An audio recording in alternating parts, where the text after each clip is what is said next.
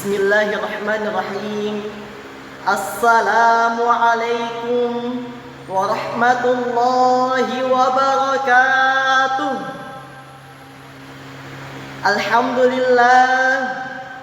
Alhamdulillahi rabbil alamin. Aghnana bijalahi an harami wa kafa bifadlihi an sawa'. Wassalatu wassalamu ala rasulillah, amma ba'du.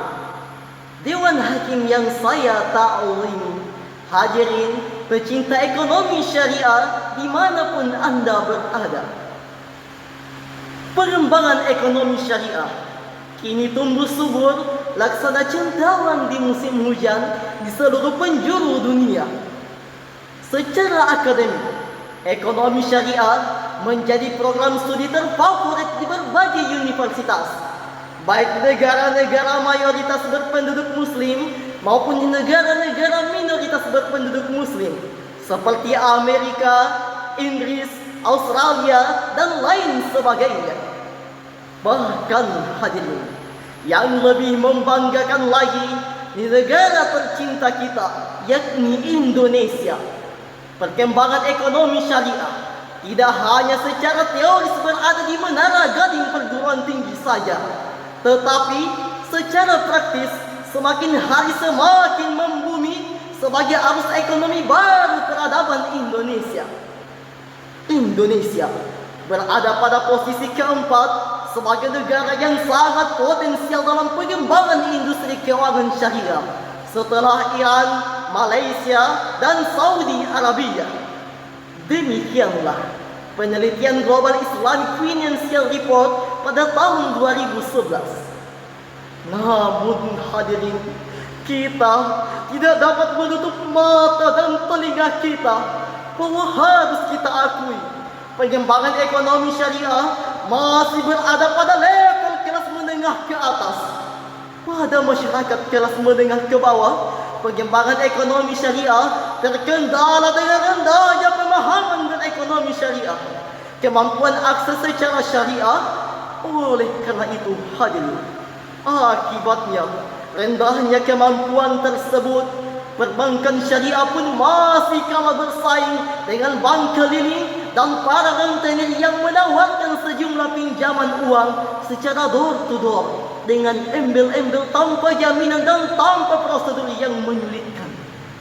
Oleh karena itu, berangkat dari permasalahan inilah hadirin, izinkanlah saya untuk menyampaikan pidato keagamaan dengan judul Peran Sertifikasi Halal pada Pengembangan Usaha Syariah dengan landasan Al-Quran, yakni Suratun Nisa ayat 29.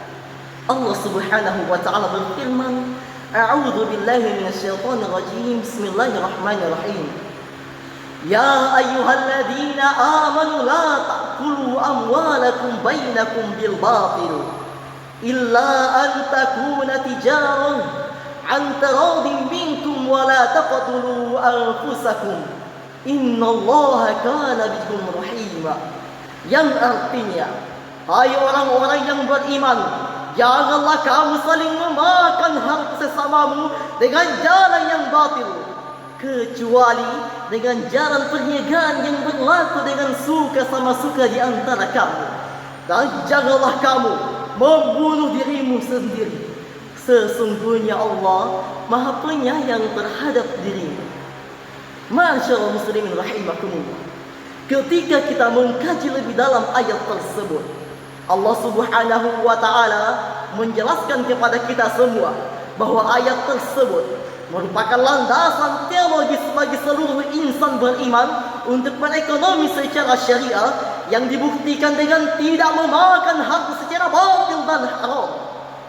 Menurut Aisyah binti Syati dalam tafsirul Bayan li Ma'anil Quran, yang dimaksud dalam kalimat Ya ayyuhalladzina amanu la ta'kulu amwalakum bainakum bil batil adalah larangan memakan harta secara tidak sah, melanggar syariat seperti mencuri, merampok, menyuap, disuap, memakan riba, mendapat imbalan dari usaha yang tidak halal, seperti perjudian, pelacuran, bahkan korupsi yang berdampak negatif terhadap kehidupan berbangsa dan bernegara. Hadirin, spirit berekonomi secara syariah pada prinsipnya yaitu sebagai realisasi menjalankan syariat Allah Subhanahu wa taala sebagai kebahagiaan duniawi dan ukhrawi. Jangan sampai hadirin seorang muslim terjebak pada kehidupan modern yang menuntut mengumpulkan harta sebanyak-banyaknya hanya untuk kehidupan yang fana, dengan berpesta pora, berfoya-foya, dan ujung-ujungnya masuk neraka. Sepakat? Oleh karena itu, hadirin, dari uraian tersebut dapatlah kita ambil kesimpulan bahwa peran sertifikasi halal pada pengembangan usaha syariah sangatlah penting dalam kehidupan berbangsa dan bernegara, karena ia adalah hukum Allah Subhanahu wa taala. Menjalankannya berarti ketaatan, dan meninggalkannya berarti kesalahan. Oleh karena itu, kita sebagai negara muslim terbesar dunia seharusnya menjadi pelopor dan kiblat negara-negara lain dalam pengembangan ekonomi secara syariah. Mudah-mudahan hadirin, cita-cita kita bersama dapat terwujud, yaitu menjadikan Indonesia emas melalui pengembangan ekonomi syariah. Amin amin ya rabbal alamin. Demikianlah pidato yang sempat saya sampaikan pada kesempatan kali ini. Kurang dan lebihnya mohon dimaafkan. Saya tutup dengan sebuah pantun. Ekonominya ekonomi syariah, banknya ya bank syariah. Jadilah siddiq dan amanah, beri edukasi kepada nasabah. Wallahu musta'an wa alaihi tiklan. Assalamualaikum warahmatullahi wabarakatuh.